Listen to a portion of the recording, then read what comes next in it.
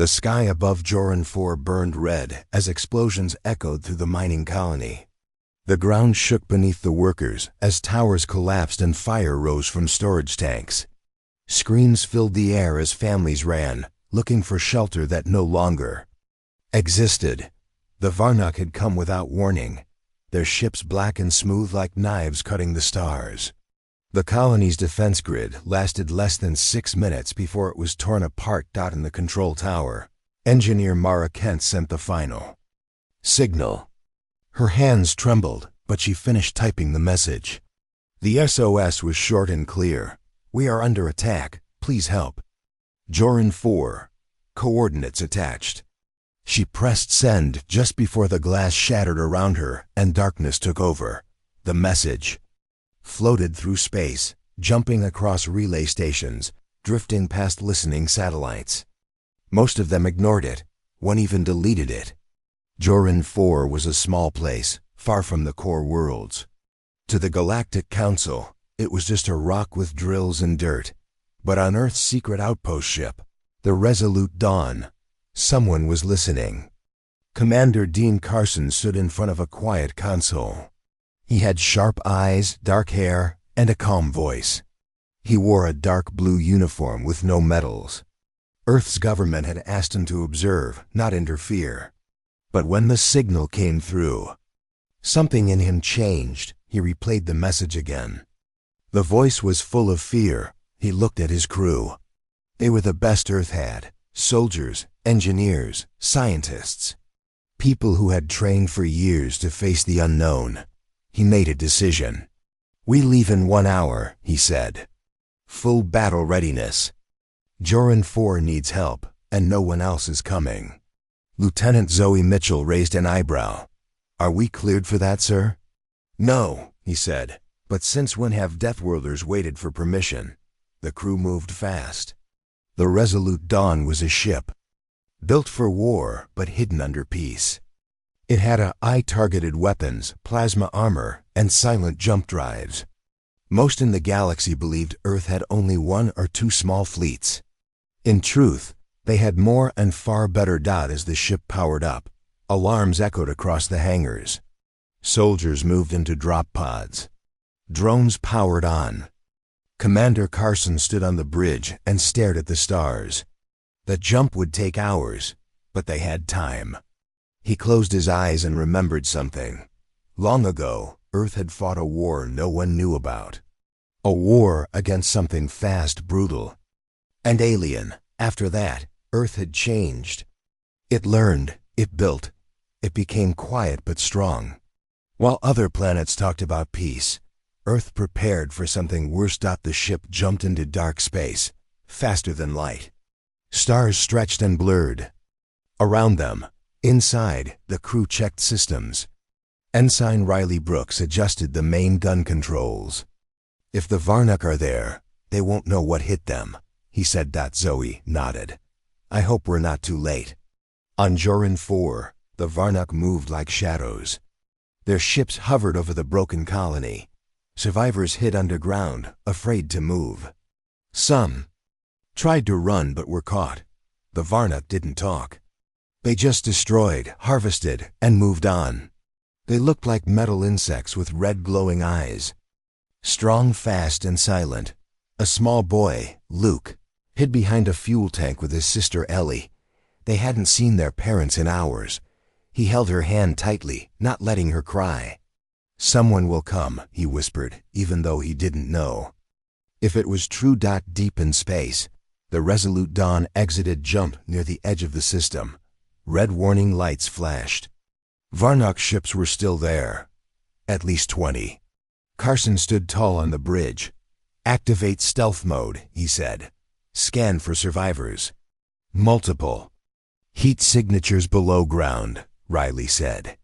"Most of the colony is gone, a few hundred still alive." "We go in," Carson said.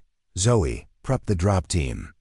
Riley, warm up the plasma cannons but keep them cold for now. Let's not wake the whole swarm." The crew moved quickly. Drop pods loaded. Drones readied for recon. The warship stayed hidden behind a nearby moon. just outside visual range. Carson watched the screen as Zoe and her team launched toward the planet. The drop was fast and silent. They landed on broken metal, near what used to be the main supply bay. The air was thick with smoke and ash. Zoe led the team with calm hands. Her helmet HUD blinked with red alerts. "Eyes open," she said. "Anyone not human, shoot to kill." They moved like ghosts through the ruins. A Varnak scout crawled near the wreckage. It didn't get the chance to scream.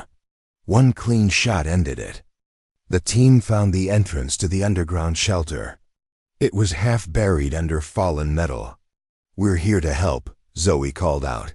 At first, silence. Then a small face peeked out.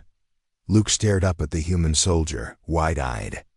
"Are you from Earth?" he asked. "Yes," Zoe said. "And we're not leaving you here." Back on the ship, Carson watched the rescue in progress. His jaw tightened. The Varnak were starting to notice something was wrong. A few patrols moved toward the shelter. He nodded to Riley. "Fire," he said. The sky above Joran 4 lit up again, but this time the fire came from the stars. Plasma rounds tore through Varnak ships. Earth had answered the call, and the deathworlders had arrived. The smell of scorched metal still clung to the air as the drop team returned to the Resolute Dawn. Lieutenant Zoe Mitchell helped lift the last of the survivors from the shuttle, her armor scratched but eyes focused. Children clung to blankets. Colonists whispered thanks, and even a few cried in silence. They had been saved, but the war was far from over. Commander Dean Carson stood at the center of the warship's command deck, watching every screen, every report. His face was calm, but his mind raced. The Varnak weren't just raiders. They had tactics, structure, and purpose. That meant something bigger was coming. He turned to Commander Eric Monroe, the ship's tactical officer. "How long before the Varnak realize we're more than a rescue ship?" "They already know," Monroe replied. "We've poked the hive, sir. They'll come harder next time." Carson nodded. "Then we followed Deathworld protocol. No mercy, no mistakes." Earth had learned the hard way what it meant to be a death world. Hurricanes, volcanoes, wild predators. Humanity had evolved by surviving chaos. On the galactic stage, they were feared not just for their strength, but for their ability to adapt. And when in the hangar bay, the crew moved fast. Drones were rearmed, armor repaired, and systems checked. Riley Brooks leaned against a crate, wiping sweat from his brow. "You know," he said to Zoe, "we used to be explorers. Now we're the galaxy's cleanup crew." "Better than being its victims," she replied. "They came to hurt people who couldn't fight back. We fight." Inside the war room, the officers gathered. A 3D model of the Joran 4 system floated above the table. Red dots marked enemy ships. Blue ones marked the colonists' last known safe zones. Most were gone. "The Varnak have established a forward base near the northern pole," Monroe said. "They're drawing power from the planet's core. It's not just about resources anymore." Carson studied the display. "Then we take their base. Hard and fast. If they want a war, we give them Earth's version." The mission plan was brutal, a two-pronged assault. Ground teams would sneak into the base from underground tunnels. At the same time, the Resolute Dawn would begin a diversionary attack from orbit. The crew called it the hammer and nail strategy. The Varnak would focus on the ship in the sky while the humans struck from below. As the briefing ended, Zoe's team geared up again. She double-checked her rifle and looked at her squad. "We're not just soldiers. We're the line between them and every other innocent planet. Let's make sure that line holds." The drop into the polar region was violent. Winds screamed across ice fields, and the temperature dropped fast. The team used thermal cloaks to stay hidden. Underground, the old mining tunnels were cold and dark. Their lights flickered as they moved deeper. "Contacts ahead," one soldier whispered. "Varno patrols." Zoe held up her fist. The team froze. Then with silent signals they moved. The firefight was quick and efficient. The humans struck hard, using electric blades and pulse rifles. The Varnock fell fast, surprised by the sudden resistance. At the same time, in orbit, the Resolute Dawn launched decoy pods. The Varnock ships moved to intercept, thinking the humans were retreating. But instead, the warship rotated and opened its belly. Twin plasma cannons charged. "Fire," Carson said. Twin beams of white-hot energy cut through space, smashing two Varnock cruisers before they could react. The enemy's formation broke as confusion spread. Back on the ground, Zoe's team reached the main reactor. The alien base pulsed with strange green light. Riley's voice came through the comms. "We've got 5 minutes before the Varnock realize what's happening." Zoe planted explosives on the reactor's support beams. The base started to shake. A Varnock elite warrior charged out of the shadows, taller than a man and armored like a tank. It roared and swung a massive blade. 2 soldiers fell instantly. Zoe rolled and fired at its joints. The creature stumbled but didn't fall. She tossed a shock grenade.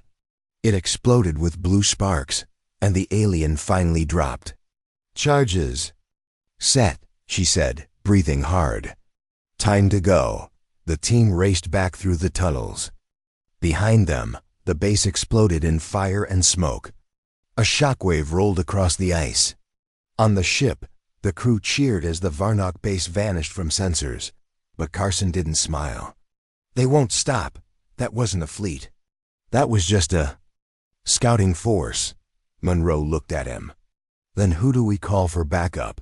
Carson stared at the dark void outside the window. "No one. Earth sent us. And we are enough." In the medical bay, survivors rested. Kids slept in warm blankets. A woman held Zoe's hand and whispered, "Thank you. We thought no one was coming." Zoe smiled softly. "We came because we remember what it feels like to be abandoned." Outside, the stars moved slowly, but something was coming. Far from the system, deep in the black, the rest of the Varnock fleet turned its eyes toward Earth's warriors. The deathworlders had entered the war, and they would not back down. Smoke still hung low across the broken landscape of Joran 4. Rescue was far from over, and the Varnock weren't backing down. The attack from the Resolute Dawn had shaken them, but not scattered them. More ships hovered in orbit now. They had reinforced their numbers, forming a defense ring around the colony. The war had only just begun. Commander Dean Carson stood silently on the bridge. His eyes didn't leave the tactical display. He watched the movements of every Varnock cruiser, every patrol ship. They were adapting quickly. These weren't mindless monsters. They were planning something. "They're reorganizing," said Monroe. "Trying to box us in." "Let them try," Carson replied. "We'll break their box." Down in the armory, Zoe Mitchell was checking her rifle again. She moved with calm hands, but her jaw was tight. She hadn't slept since the first drop. Her mind kept replaying the image of the boy and his sister huddled in the dark. She had promised they wouldn't be left behind again. Ensign Riley Brooks entered, holding a data pad. "They've got a central relay tower near the old refinery," he said. "Varnock comms are bouncing off it. If we take it out, their coordination goes down." "How big is the tower?" Zoe asked. "About 20 meters tall, shielded, guarded by heavy drones. But we found a tunnel that leads under it. Mining shaft, still intact." Zoe nodded. "Prep the team. We're going dark again." Soon a new strike force loaded into the stealth pods. This time, they weren't rescuing, they were striking first. The plan was simple. Get in, blow the relay, get out. But simple plans never stayed that way. The pods launched silently, falling like shadows through the thin clouds of Joran 4. They landed with soft thuds. Zoe's team emerged and entered the tunnel. The air was damp and cold. Old mining lights flickered as they moved deeper. The tunnel twisted and narrowed. Zoe led the way, checking corners and scanning for traps. They could hear the hum of machinery above. The Varnock were close. 2 guards ahead, whispered a soldier named Dax. Thermal. Scans confirm.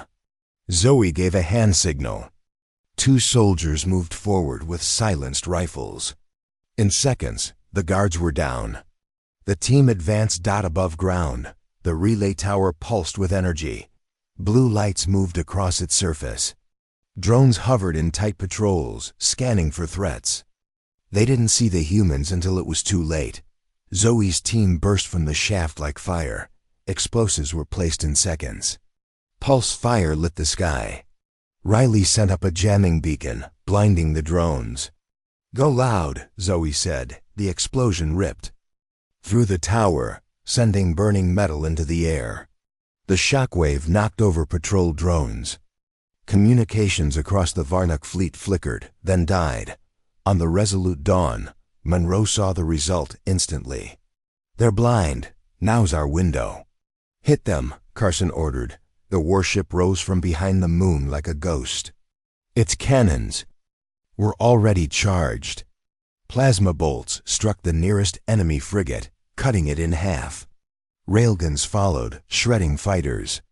The Varnock tried to return fire, but without the relay, their coordination failed. Zoe's team fell back toward their evac point, but the Varnock weren't done. A massive quad-legged war drone stomped through the smoke. It opened fire with heavy plasma repeaters. Dax was hit, falling with a cry. Zoe grabbed his arm and dragged him behind cover. "Riley, we need air support." Back on the ship, Riley slammed a hand on the console. "Sending gun drone swarm now." From the belly of the Resolute Dawn, a swarm of small drones flew out, diving.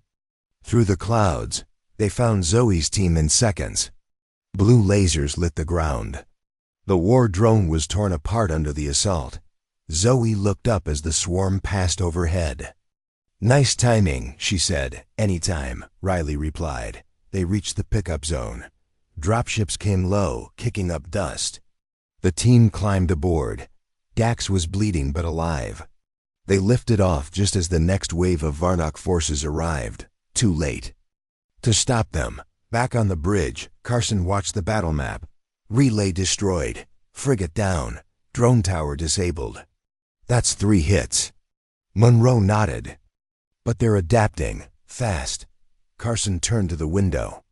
"Then we move faster. Tell Zoe to prep again." "We're not done." He looked at the stars ahead, knowing the Varnock were only testing them. The real battle hadn't started yet. But Earth had made its move, and the deathworlders were just getting started.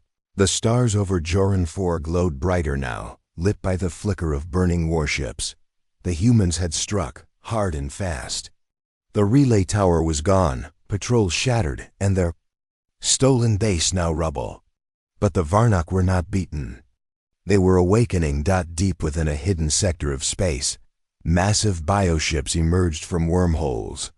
These were not scouts or raiders. These were hives. Living vessels grown in void-born wombs with hulls of bone and flesh. Each ship pulsed like a heart, alive with red veins and black armor. Commander Dean Carson watched the new readings on the holographic map. "They're responding. Bigger ships, higher energy signatures." "They're angry," Monroe frowned. "Should we fall back to a defensive position?" Carson shook his head. "No, they're coming for the colony. We stand here." On the surface, Zoe Mitchell led a small team back into the ruins. Not to fight, but to recover supplies and retrieve any unaccounted survivors. She moved quickly, knowing time was short. They found a group of colonists hiding in an old loading bay. One of them, a girl no older than 15, carried a cracked radio. "I heard your voice," she said to Zoe. "I heard Earth was coming. I didn't believe it." "You believe now?" Zoe asked with a tired smile. The girl nodded. "I do now." Back aboard the Resolute Dawn, Riley Brooks was running diagnostics on the weapons grid. The Varnock ships were getting closer. He could see their organic forms squirming across the screen. "Activating gravity lance cannons," Riley said. "Let's see if they like a punch in the gut." As the Varnock fleet entered firing range, the human warship struck first. Blue-white beams of compressed gravitational energy ripped through space, tearing chunks out of the nearest hive ship. Where plasma left burns, the gravity lances crushed. Entire sections of Varnock vessels imploded, but they kept coming. Biofighters swarmed from the wounded ships, flying in unnatural formations. They weren't machines. They were creatures, twisted and bred for battle. Their wings moved like fabric, their weapons embedded in bone. Monroe yelled, "Incoming swarm." Launch interceptors. Sleek Earth fighters shot out from under the Resolute Dawn's hull. Zoe's voice came through the comms, now in the pilot seat of one. "This is Mitchell. Taking point." The dogfight began instantly. Human fighters were faster, but the Varnock were more agile. Zoe dodged 2 incoming bursts and fired a clean burst that split a biofighter in half. Another swooped in and clipped her wing. Alarms flashed. "I'm hit," she said. "Stabilizers down, returning to base." "Copy that," Riley said. Clearing lane. The main guns of the ship fired again, creating a corridor of space free from enemies. Zoe's ship limped through it and docked just as her fuel hit zero, elsewhere. On the bridge, Monroe monitored energy spikes. New contact. Massive, on-screen appeared the Varnock command ship. Larger than any before, its surface shifted and pulsed like muscle. From its mouth, it launched a series of needle-like projectiles. Toward the colony, Carson's voice was calm but firm. "Intercept those now." Rayleigh launched a burst of defense missiles. 3 projectiles were destroyed mid-flight. One broke through. It struck the planet's surface. A deep rumble followed. The ground near the colony split open, releasing a swarm of smaller Varnock creatures from underground hives planted weeks earlier. Zoe, back on her feet, grabbed a rifle and led a ground team out. "Let's clean this up." The battle on the surface turned brutal. Hand-to-hand combat erupted between soldiers and Varnock beasts. Humans used shock batons and blade rifles, moving with ruthless precision. The colonists helped 2 miners swinging tools like weapons. Carson watched the chaos from the bridge. "Status on orbital control, holding," Monroe said. "But they're testing us. This isn't about the colony anymore.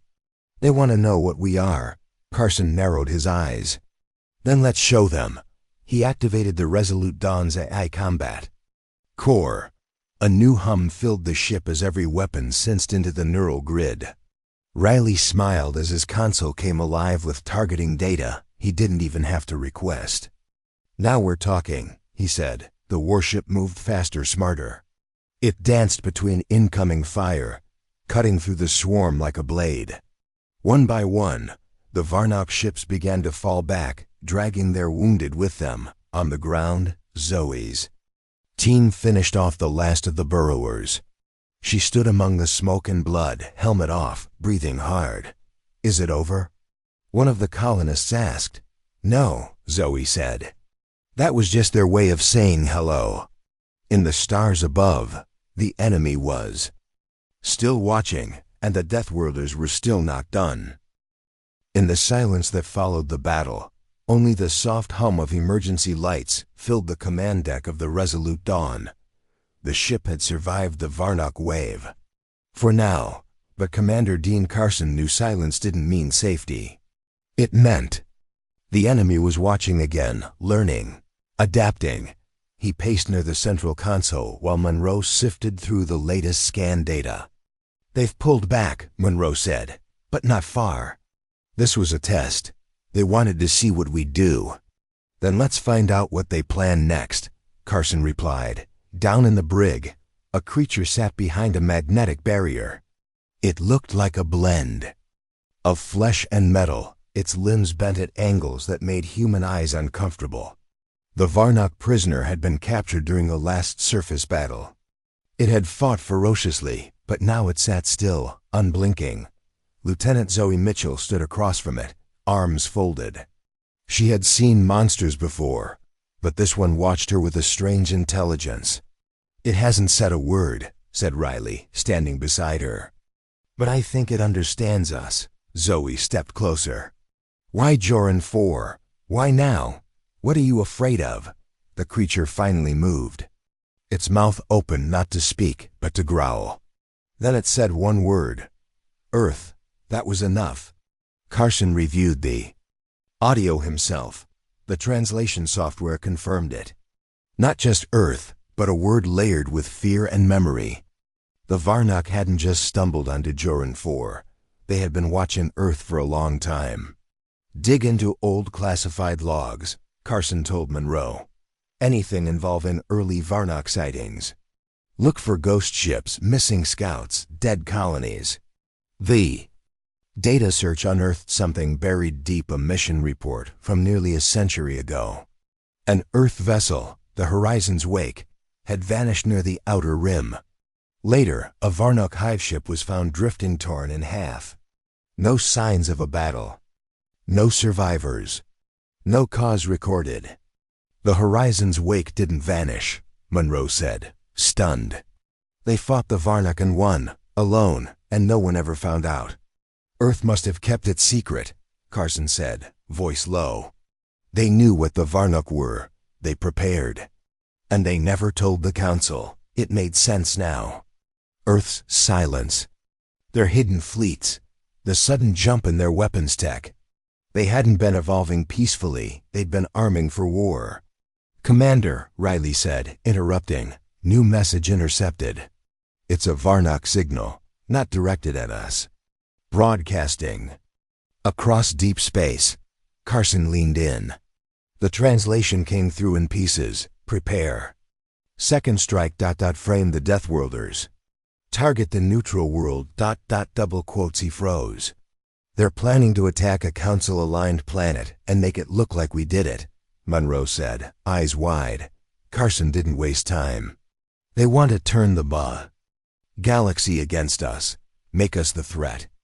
Zoe walked in, still wearing her combat gear. "Then we flip the trap. We hit them first, and we show the Council who they really are." Riley already had a plan brewing. "We've got an old civilian freighter stored in the lower decks. Strip the ID, fit it with Varnock-style weapons, and leak fake flight plans. Make it look like we're attacking. They'll bite. And we record everything," Monroe added. "Get the Council to watch. Live." Carson nodded. "Prep the freighter. Call it Operation Eclipse." Within hours, the Resolute Dawn's engineers worked like ghosts. The freighter was outfitted with hull scars, Varnock communication beacons, and a heat signature similar to Earth's smaller warships. It would look like a rogue human vessel. Zoe volunteered to pilot it partway. "Just until they spot me, then I bail." Carson stared at her. "This is dangerous."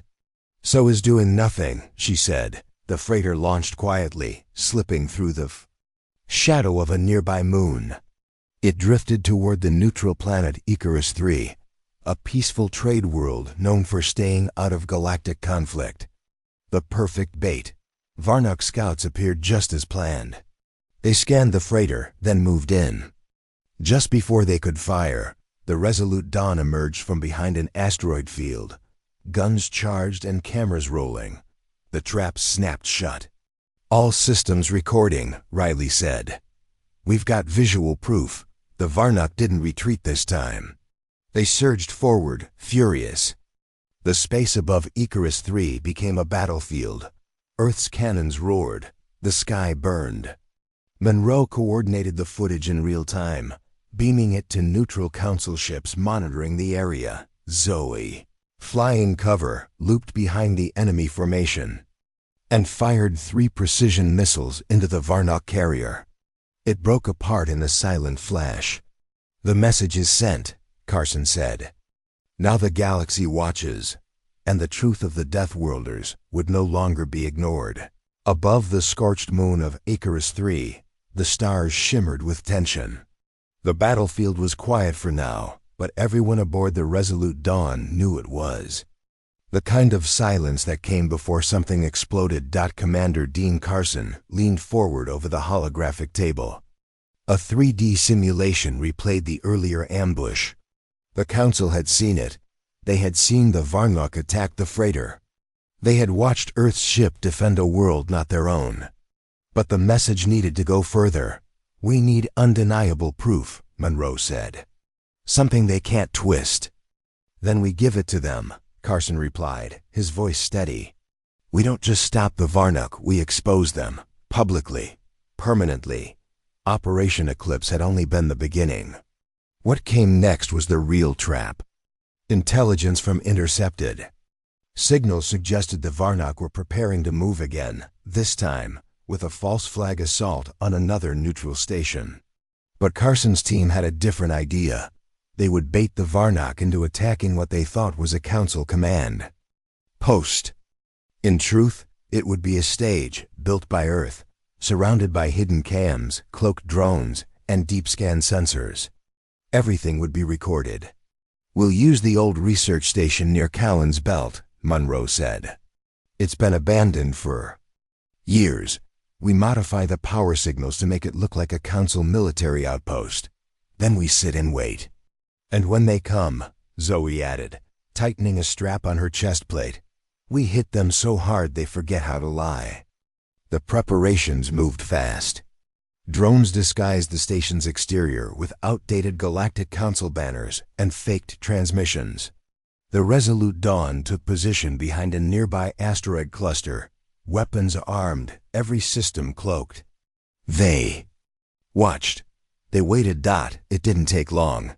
The Varnok came at dusk. Their ships melted out of the void, their engines silent. The largest vessel, one shaped like a coiled serpent, moved toward the station without hesitation. The others fanned out in a predatory arc. Inside the Resolute Dawn, Riley's console came alive. They took the bait. All of them. They're powering up weapons. "Signal the drones," Carson said. "Start the recording." In space, invisible cameras captured everything. The Varnok launched the first shot, a stream of acidic energy that cut through the station's outer shell. But the station wasn't empty. Earth's trap opened. From hidden compartments, automated defense turrets burst to life. They fired hard-light rounds, slicing into the nearest bioship. At the same time, Earth's cloaked drones dropped there. Shields and descended like steel falcons. Zoe and her team had already deployed to the nearby moon surface. Now they moved in sync with the drones, targeting key systems. A gunship flew overhead, piloted by Zoe herself, her voice sharp through. "The comes. Hit the spine, take out their mobility." Missiles launched. Explosions painted the darkness. One Varnok ship spun into its neighbor, and both crashed into the station's remains. All of it was recorded. "They're trying to flee," Monroe said. "Not yet," Carson replied. "Time for the hammer." The Resolute Dawn emerged from the shadows with every cannon hot. Its engines roared as it surged into the heart of the chaos. Plasma torpedoes fired in volleys, gravity lance beams struck down cruisers, and anti-fighter drones flooded the skies. The Varnok ships turned, confused. Their swarm formations broke. For the first time, they weren't just fighting, they were losing control. "They're panicking," Riley said, eyes wide. "I think we've got them." Zoe's ship took a hit. Alarms screamed in her cockpit, but she held steady. "I'm not done yet," she said through clenched teeth. She locked onto the final cruiser and unleashed a barrage of fire that cracked through its hull. The alien ship split apart, lighting. The void. Inside the command center, Monroe stared at the data streaming in. "We've got full telemetry. They can't deny it. They attacked an unarmed station. They started it." Carson didn't smile. His voice stayed cold. "Now send the footage. Every corner of the galaxy. Let them see what Earth has seen. Let them know." The message was sent, bouncing through satellites, relays, and secure Council channels. Everywhere, beings paused to watch. They saw the Varnak's lies exposed. They saw Earth's warriors strike not for conquest, but for defense. And they saw the enemy run. On the edge of the battlefield, the few remaining Varnak ships blinked out of sight. They had retreated.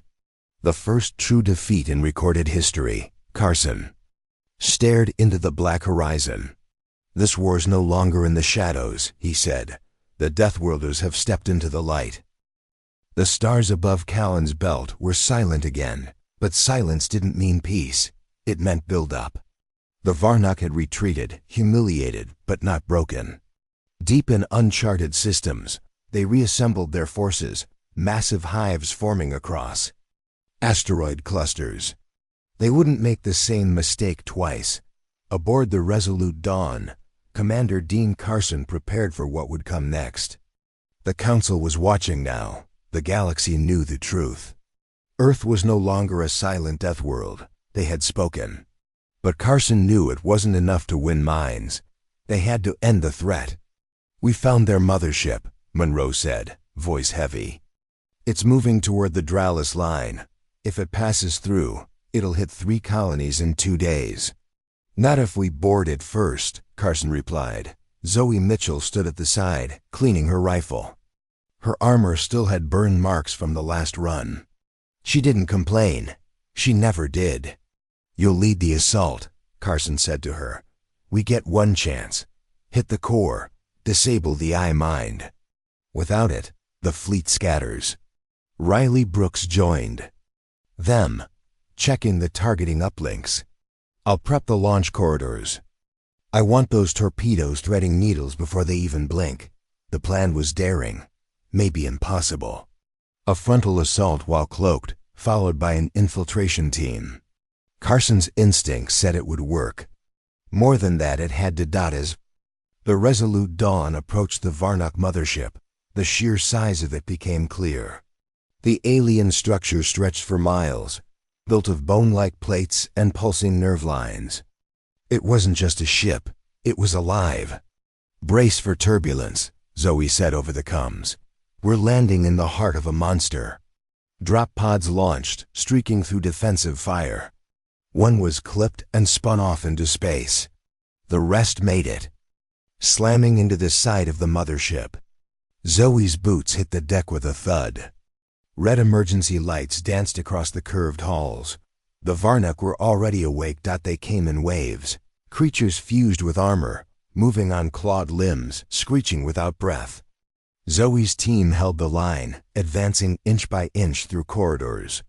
"That bled. Push forward," she yelled, hurling a shock charge. The blast cleared a path. 2 soldiers fell, but the rest surged ahead. Meanwhile, Carson remained on the bridge, watching every pulse on the tactical map. Riley called out, "Main core located." "Upper deck, buried beneath the central brainstem." "Send them in," Carson said. "And give them backup." From orbit, a second pod dropped. Inside was a small drone squad led by Monroe's remote AI system. It punched through the hull just ahead of Zoe's team and provided a map of the fastest route. "This way," Zoe said, eyes locked on the data. They turned into a chamber glowing blue, alien energy pulsing through glass veins. The I-core sat like a beating heart, surrounded by tentacles and shields, but guarding it stood the Varnak Alpha Dot, nearly 3 meters tall, wrapped in obsidian armor and wielding a jagged energy staff. It didn't speak. It didn't need to. Its presence alone froze the room. Zoe raised her blade rifle. "You want Earth?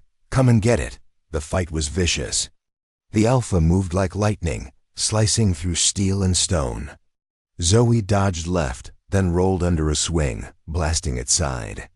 With 3 rounds, it stumbled but didn't fall. Behind her, Riley's drone team arrived. One drone fired a cable, locking onto the Alpha's back. Zoe took her chance, leaping forward and stabbing her blade deep under its chest plate. The creature screamed, then collapsed. Zoe turned to the core, planting charges. "How long to full detonation?" 30 seconds, Riley replied. They ran. The countdown echoed in their ears. They reached the pods and launched just as the explosion tore through the Varnock mothership. Fire and bone and data scattered into the void. Back on the Resolute Dawn, Carson watched the enemy fleet falter. Without the mind, coordination collapsed. Ships turned, confused, drifting. Earth's orbital cannons finished what was left.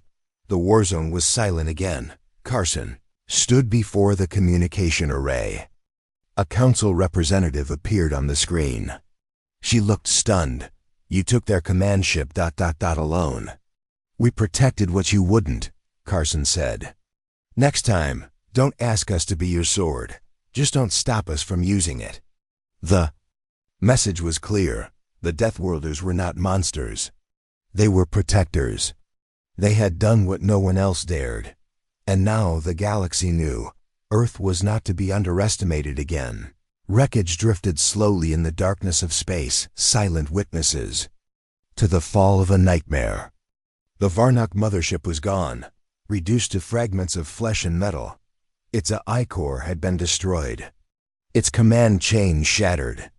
Across 3 systems, Varnock forces fled or shut down, unable to function without the hive mind. But even in victory, the crew of the Resolute Dawn knew better than to celebrate too soon.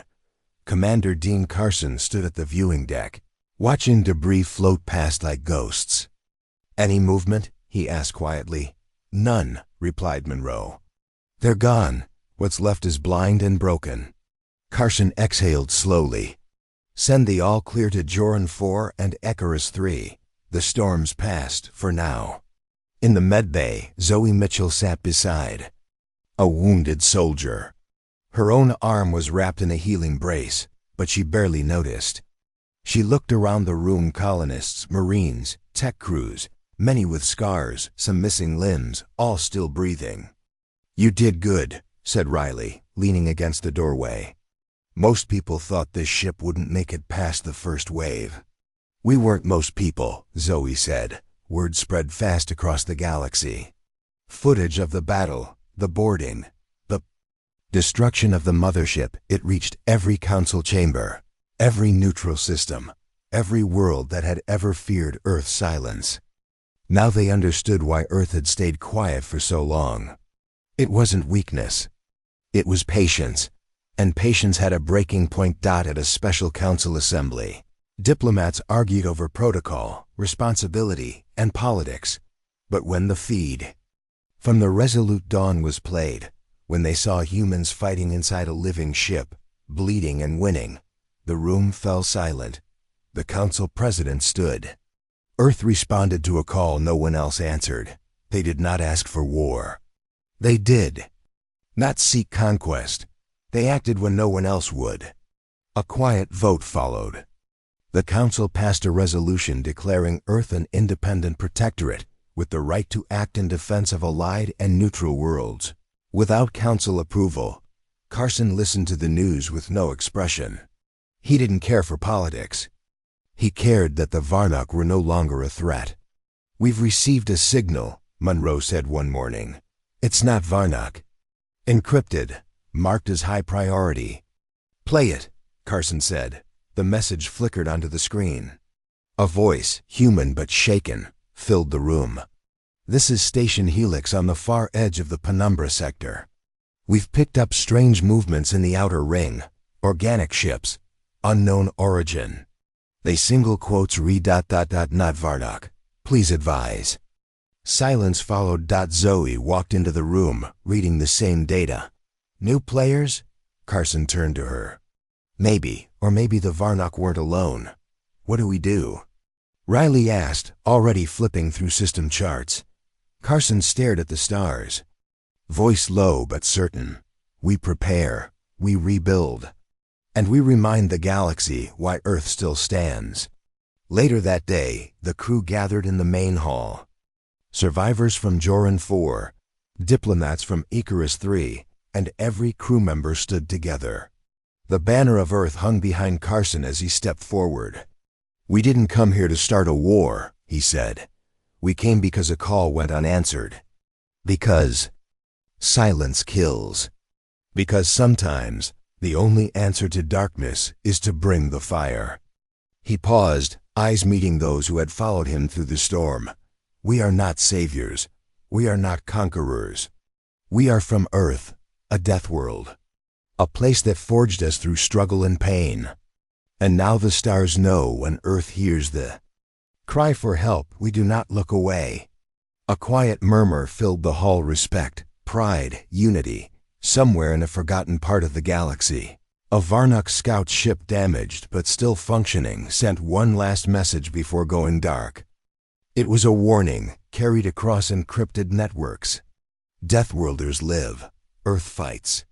Beware. And just like that, the stars grew a little quieter, but not because the danger was over. Because the monsters had learned what fear truly meant, and that fear had a name, Earth.